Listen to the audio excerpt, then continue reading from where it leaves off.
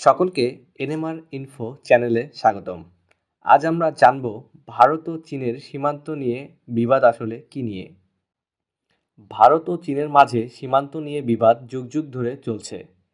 ভারত ও চীনের মাঝে মোট সীমান্ত প্রায় ২১০০ কিলোমিটার, যা ৩ ভাগে সংযুক্ত।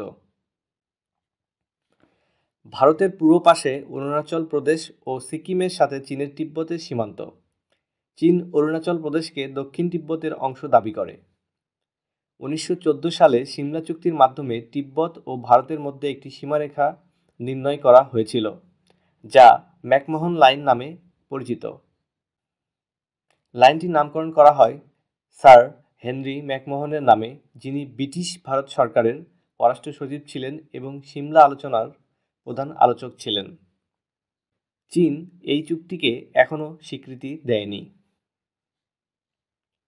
মাঝে ভারতের হিমাচল ও উত্তরাখণ্ড প্রদেশের সাথে চীনের সীমান্ত। এটি অনেক স্টেবল একটি সীমান্ত, যেখানে তেমন বিবাদ হয় না বললেই চলে। পশ্চিমে কাশ্মীর ও লাদাখের সাথে চীনের সীমান্ত। এখানেই সবথেকে বেশি সমস্যা দুই দেশের মাঝে।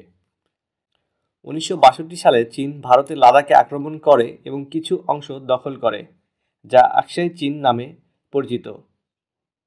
আবার ১৯৬৩ সালে পাকিস্তান চীনকে এই অংশটি দিয়ে দেয়। এতে চীন এবং পাকিস্তানের মধ্যে রাজনৈতিক সুসম্পর্ক গঠন হয়। আকসাই চীনকে ভারত এখনও লাদাখের অংশ মনে করে। সর্বশেষ ২০১৭ সালে লাদাখে দেশ দুটির সৈন্যরা যুদ্ধের প্রায় কাছাকাছি চলে গিয়েছিল। দুই দেশের সৈন্যদের মাঝে অনেক হাতাহাতি হয়েছিল। কিছুদিন আগে লাদাখের ভূখণ্ড নিয়ে নতুন দুই অঞ্চল প্রতিষ্ঠার ঘোষণা দিয়েছে চীন সরকার। ভারত এর তীব্র প্রতিবাদ জানিয়েছে। এখন দেখা যাক তাদের এই সীমান্ত বিবাদ কবে শেষ হয় এবং কোথায় গিয়ে ঠেকে।